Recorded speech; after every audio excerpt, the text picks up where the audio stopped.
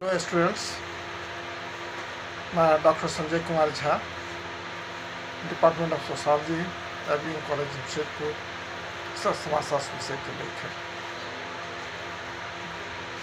आज मैं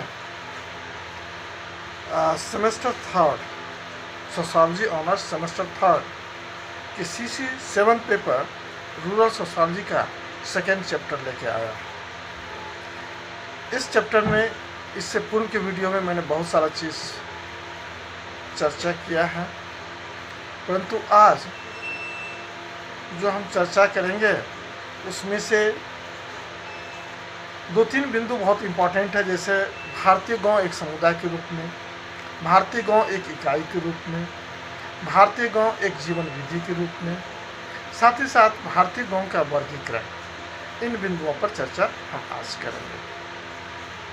तो भारतीय गांव में देखेंगे जो प्रचलित विभिन्न प्रकार की संस्थाओं का उदय कब और कैसे हुआ, उनकी व्यवस्थित वर्गीकरण या इतिहास का अध्ययन करके हम ग्रामीण समुदाय के बारे में महत्वपूर्ण जानकारी को प्राप्त करते हैं। भारतीय गांव की व्यवस्थित अध्ययन से या अध्ययन के बारे में देखेंगे कि A.R.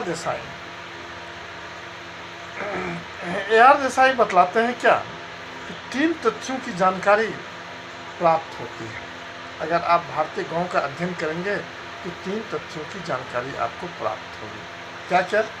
एक तो वो कहते हैं कि उन नियमों का पता चलेगा जिनके अनुसार या जिनके आधार पर भारतीय ग्राम समुदाय का उदय और विकास होगा। यदि आप ग्राम का स्टडी करेंगे, रूरल एरिया का स्टडी करेंगे, गांव का अध्ययन करेंगे, तो A.R. देसाई कहना चाहते हैं कि इसके आधार पर भारतीय ग्राम समुदायों का उदय और विकास की जानकारी होगा। साथ ही इससे इतिहासकारों को और समाजशास्त्रियों को भारतीय समाज के विशिष्ट विकास के नियमों का पता लगाने में सहायता मिलेगी। दूसरा बिंदु कहते हैं कि भारतीय सभ्यता के विकास की विभिन्न अवस्थाओं का पता चलेगा, यानी भारतीय सभ्यता के विकास की विभिन्न स्टेज क्या क्या है, इसका भी जानकारी आपको होगा। तीसरा चीज़, ग्रामों में कार्य करने वालों के ग्रामीण पुनर्निर्माण के वैज्ञानिक कार्यक्रम के आयोजन में सहायता मिल सकता है। इस तरह से ये 3 जानकारी आपको प्राप्त होती है। जिससे यदि आप गांव का अध्ययन करते हैं तो ये 3 जानकारियाँ आपको मुख्य रूप से प्राप्त होती हैं। लेकिन अब सवाल उत्पन्न होती है कि भारतीय गांव का जब आप अध्ययन करते हैं, इसमें 3 बिंदु हम चर्चा किए हैं। एक बिंदु ये, क्या भारतीय ग्राम समुदाय है? तो अब गांव समुदाय है कि नहीं यहाँ का, यहाँ सबसे पहले आपको जानना पड़ेगा कि समुदाय कहते किसे, कम्युनिटी किसे कहते हैं। इससे पूर्व वाले वीडियो में भी हमने प्रकाश डाला है। यानी समुदाय में हम की भावना, एक निश्चित भौगोलिक क्षेत्र के साथ साथ देखेंगे सामाजिक एवं सांस्कृतिक समानता, सामुदायिकता की भावना, ये सब निहित होनी चाहिए। तब हम कहते हैं कि ये समुदाय है। तो आपने जाना समुदाय में क्या क्या चीज़ मस्ट है।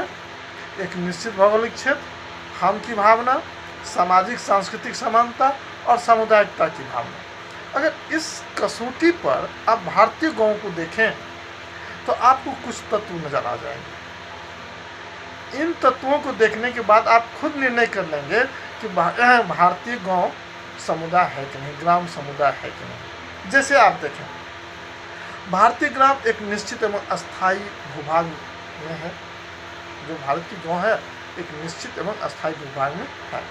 दूसरा चीज़ क्या है कि भारतीय एक मानव समूह, यानी एक समूह के रूप में देखेंगे। इसमें देखेंगे ग्राम के प्रति हम की भावना रहती है। इन लोगों को हमारा गांव आप सुनते होंगे, तो हम की भावना रहेगी। साथ ही सामान्य जीवन है, जो जीवन है इन लोगों की एक सामान्य जीवन है। साथ ही भारतीय ग्राम समानता का क्षेत्र, ग्राम समानता आपको यहाँ पर दिखाई देगी। साथ ही ग्राम एक स्वतः विकसित इकाई, इसका विकास भी स्वतः हुई है।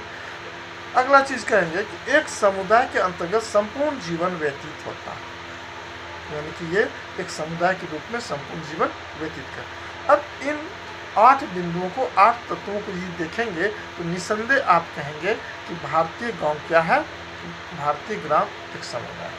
तो भारतीय ग्राम समुदाय के रूप में आप इसे प्रमाणित कर सकते हैं। दूसरा बिंदु जो चर्चा करना चाहेंगे कि भारतीय गांव एक इकाई के रूप में, भारतीय गांव एक इकाई के रूप में, तो समाजशास्त्रियों ने इसे सिद्ध करने का प्रयास किया है। भारतीय गांव एक इकाई है, भारतीय गांव क्या है, एक इकाई है, इसे समाजशास्त्रियों ने सिद्ध करने का प्रयास किया। दरअसल गांव की पृथकता, उनके बीच यातायात एवं सड़कों की कमी, अधिकतर लोगों का कृषि पर जीवन यापन या निर्भरता, समुदाय के लोगों की आर्थिक दृष्टि से पारस्परिक निर्भरता, समुदाय के संबंध, अनुभव एवं परंपरागत सामुदायिक उत्सवों एवं त्योहारों के महत्व आदि कारकों की उपस्थिति गांव की एकता को संभव एवं स्वाभाविक बनाती है। तो जो गांव की एकता और समानता है, उसको समानता बनाने का कार्य, ये सारी चीज़ें जो लक्षण आपको बतलाए, एक तरह से गांव की जो विशेषता बतलाएं, उन सबों में आपको देखने को मिलेगी। यानी हम कह सकते हैं कि ये जो चीज़ें महत्व आदि कारकों की उपस्थिति गांव की एकता को संभव और स्वाभाविक भी बनाती है। अब आप देखें, जो राजस्व एकत्रित करने की जो तरीके हैं हमारे यहाँ, जो की दृष्टि से यदि आप देखेंगे तो सरकारी खातों में एक गांव को भौगोलिक सीमा मानी गई है। राजस्व जो एकत्रित किया जाता है तो उसमें एक गांव को क्या मानी गई, एक सीमा मानी गई, और उस गांव की भूमि का क्या होता है, पूरा ब्यौरा वहाँ पर पाया जाता है, यानी पूरा ब्यौरा आपको वहाँ पर देखने को मिलेगा। इस आधार पर लगान वसूल किया जाता है। उसी तरह पोस्ट ऑफिस की दृष्टि से यदि देखेंगे तो प्रत्येक गांव को एक तिहाई माना गया है। राजनीतिक दृष्टि से भी देखिए, गांव एक इकाई है, क्योंकि यह प्रशासन की सबसे छोटी इकाई है। प्रशासन की सबसे छोटी ग्राम पंचायत आपने सुना होगा, तो ग्राम पंचायत प्रशासन में विकास का कार्य करती है। इस प्रकार भारतीय गांव को भौगोलिक, सामाजिक, सांस्कृतिक, आर्थिक और राजनीतिक दृष्टि से एक इकाई माना गया। मैं कुछ समाजशास्त्रियों का भी उदाहरण देना चाहूँगा। जैसे डॉक्टर एम एन श्रीनिवास ने मैसूर के एक गांव रामपुरा का अध्ययन किए थे, और ये अध्ययन के दौरान उन्होंने सामुदायिक एकता का उल्लेख किया था। किसकी? सामुदायिक एकता का। रामपुरा के भांति ही डॉक्टर चौहान ने राजस्थान के एक गांव रानावती की सादरी का अध्ययन किया था, जहां अकाल एवं प्लेग के समय ग्रामवासियों द्वारा प्रकट की गई एकता का उल्लेख भी इसमें मिलता है। ठीक उसी प्रकार से आप देखें, डॉक्टर मिलर ने बताया कि उत्तरी केरल के गांव में नंबूदरी ब्राह्मण एक भूक्षेत्र में उच्च माने जाते हैं। इस प्रकार देखिए कि गांव की एकता बनाए रखने में डोमिनेंट कास्ट, प्रभु जाति की भी महत्वपूर्ण भूमिका है। वहीं दूसरी ओर विभिन्न जातियों जजमानी प्रथा द्वारा एक दूसरे की सेवा प्राप्त करती है और गांव को आत्मनिर्भर बनाती है। यहाँ पर एक चीज़ गौर करें, जो डोमिनेंट कास्ट है, इसका कंसेप्ट एम एन श्रीनिवास ने दिया था 1952 में, और दूसरा जजमानी प्रथा, इनका कंसेप्ट विलियम वाइजर ने दिया था, जिस पर कि हम बाद में अगला चैप्टर में विस्तार से प्रकाश डालेंगे।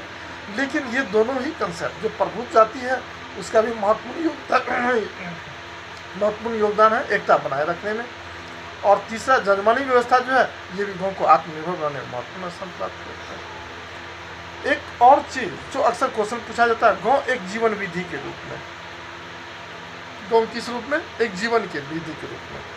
डॉक्टर मजुमदार ने गांव की एकता एवं दूसरे दृष्टिकोण से देखी है।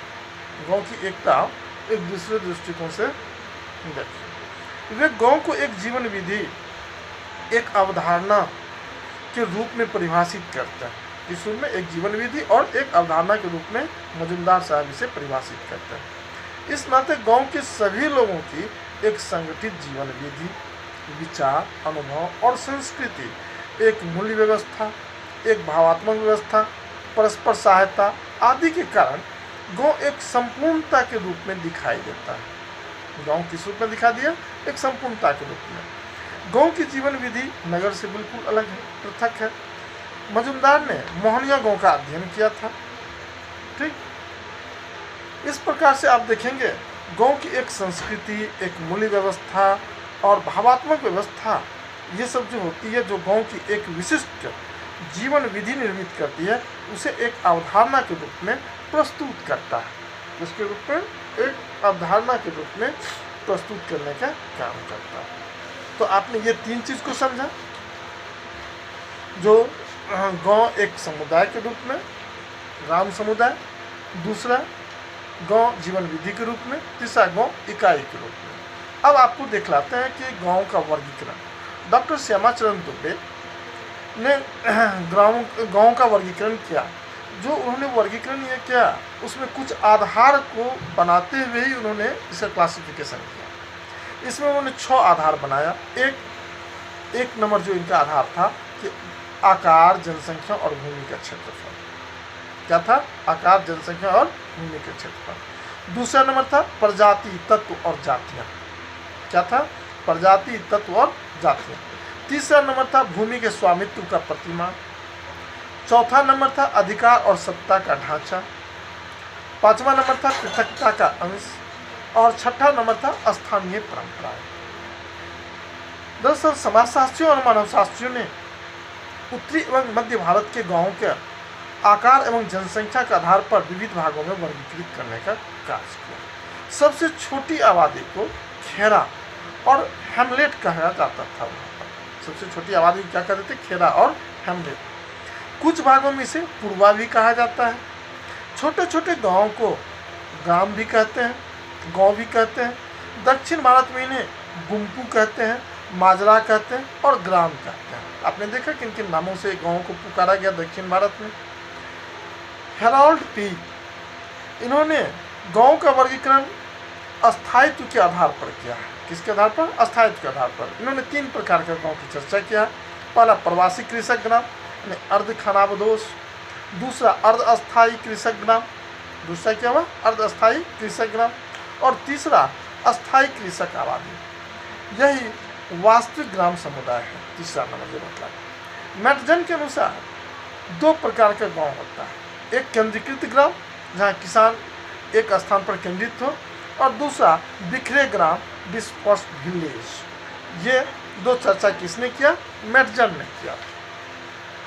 इसके बाद आप देखेंगे सोराकिन तथा जिमरमैन तथा गाल्पिन, इन्होंने जो वर्गीकरण किया, यह गांवों के भूमि के स्वामित्व के आधार पर वर्गीकरण किया। और इसमें वो 6 बिंदु बतलाते हैं। पहला ये बतलाता है कि वह ग्राम जो किसानों के संयुक्त स्वामित्व का हो। दूसरा, वह ग्राम जो संयुक्त आसामी या पट्टेदार किसानों का हो, आसामी या पट्टेदार किसानों का। तीसरा, वह ग्राम जो व्यक्तिगत स्वामित्व वाले किसानों का हो, परंतु कुछ पट्टेदार एवं मजदूर भी रहते हो। चौथा बतलाते हैं वह ग्राम जो व्यक्तिगत प्रकार के पट्टेदार किसानों का ग्राम हो। और पांचवा बतलाते हैं कि वह ग्राम जो एक बड़े गैर सरकारी जमींदार के कर्मचारियों से बसा हो। और छठा बतलाते हैं कि वह ग्राम जो एक राज्य, धार्मिक संस्थान, नगर या सार्वजनिक जमींदार के कर्मचारियों एवं मजदूरों के द्वारा बसा हो। इस तरह से ये आपने सुना, ये 6 किन्होंने बताया? तो सोराकिन, जिमरमैन तथा गाल्पिन का वर्गीकरण। अब देखिए इस चैप्टर में जो चैप्टर दूसरा चैप्टर बतलाया हमने, इसमें बहुत तरह के ऑब्जेक्टिव क्वेश्चंस बनता है, जिसे कि आप लोगों को जानना जरूरी है। जैसे आप देखेंगे क्वेश्चन पूछ देता है अक्सर, ऑब्जेक्टिव क्वेश्चन, सब्जेक्टिव क्वेश्चन, दोनों पर हम संक्षिप्त में चर्चा कर देते हैं कि भारतीय ग्रामीण समुदाय को छोटे गणराज्य किसने कहा?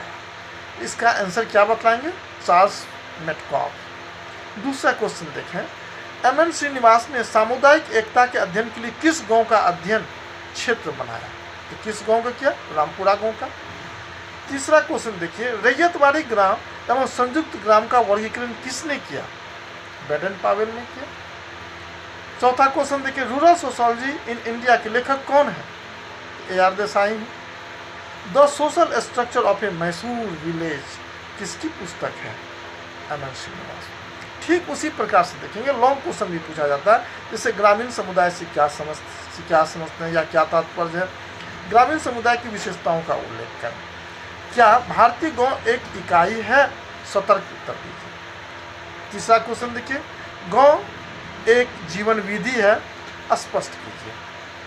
और चौथा, गांव से आप क्या समझते हैं, गांव का वर्गीकरण कीजिए एवं भारत में गांव के व्यवस्थित वर्गीकरण की आवश्यकता बताएं। इस तरह से आपका ये चैप्टर समाप्त हो गया। आज यहीं तक। बहुत बहुत धन्यवाद। Thank you.